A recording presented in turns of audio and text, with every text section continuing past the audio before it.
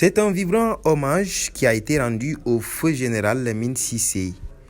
Sous fond de colloque international, la cérémonie tenue ce 16 avril au Cercle Mess des officiers avait pour thème hommage, réflexion et synergie pour la paix et la sécurité sur la voie tracée par un homme exemplaire.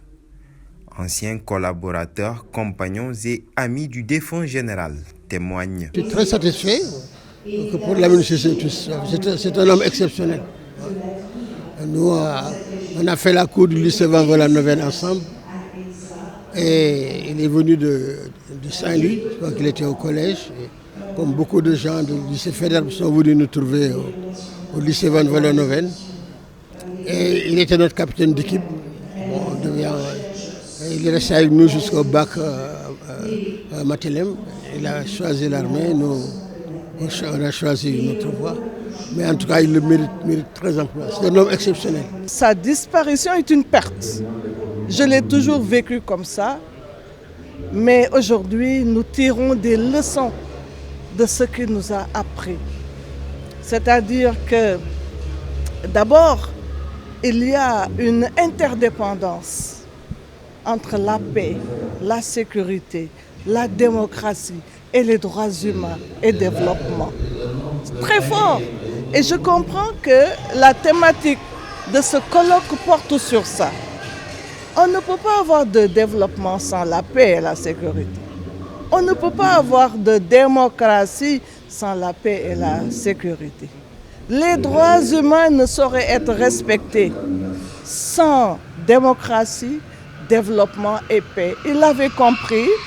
Né en 1939 à Sokone, Lamine Cissé fut un officier général ayant exercé les fonctions de chef d'état-major général des armées, ministre de l'Intérieur, mais aussi chef du Bureau des Nations Unies en Afrique de l'Ouest. Il a, durant son parcours exceptionnel, servi comme directeur à l'école polytechnique de Thiès. Beaucoup d'entre nous ont eu à le côtoyer, et moi-même j'ai eu à le côtoyer très jeune. J'ai voyagé plusieurs fois avec lui, très proche, très humble, le sens de l'humour, le sens des responsabilités. Très jeune officier, c'est ce que j'ai retenu de lui et c'est ce que j'ai encore gardé. J'ai été le premier polytechnicien mis en prison sous Lamine Cissé, le lendemain de sa prise de passation avec Sidi Bouya à l'époque. C'était en 1984. J'ai été également, 2 heures après, le dernier polytechnicien mis en prison. Parce qu'à l'époque, on avait le régime militaire. Premièrement. Deuxièmement, il a gardé avec nous d'excellents rapports. Et je me rappelle également des rapports qu'il avait surtout à l'époque avec les filles, qui étaient les premières filles de Polytechnique. Maïmouna Ndoye et compagnie. Lamine Cissé les couvait comme ses enfants. Parce qu'il était dans un milieu qui est relativement hostile. Parce que c'était la première fois que seules 5 filles dorment avec un ensemble de jeunes hommes dans un internat. C'était pas évident, mais il les a pris sous son aile protectrice. Aly Ngouille Ndiaye se rappelle également des conseils reçus du général pour avoir réussi à organiser la première alternance démocratique du pays. Même sorti de l'école, il nous a tous coiffés.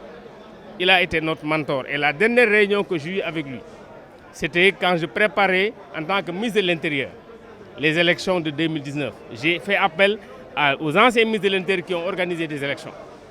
Ces conseils et ces anecdotes pendant plus de 2 heures de temps m'ont été très utiles. C'est pourquoi je ne doutais pas un seul instant que l'organisation des élections se passerait correctement. La partie musée des forces armées n'était pas en reste. Elle a pour sa part offert une exposition sur la vie et l'œuvre du défunt général. C'était beaucoup plus simple et c'était beaucoup plus pédagogique de voir sa vie dans sa famille, à l'école primaire, etc. jusqu'au baccalauréat. Après, on a parlé de toute sa carrière, vraiment, et à l'issue, maintenant, quand il est parti, tout ce qui s'en est suivi, sa vie de diplomate, sa vie de médiateur, etc., etc. Donc, on a voulu vraiment cadrer notre contribution dans ce cadre-là. Le général Lamine Cissé fut un diplômé de l'école spéciale militaire de Saint-Cyr en France, avant d'aller poursuivre ses études à l'Université de la Défense nationale à Washington, où il a été intronisé au Hall of Fame.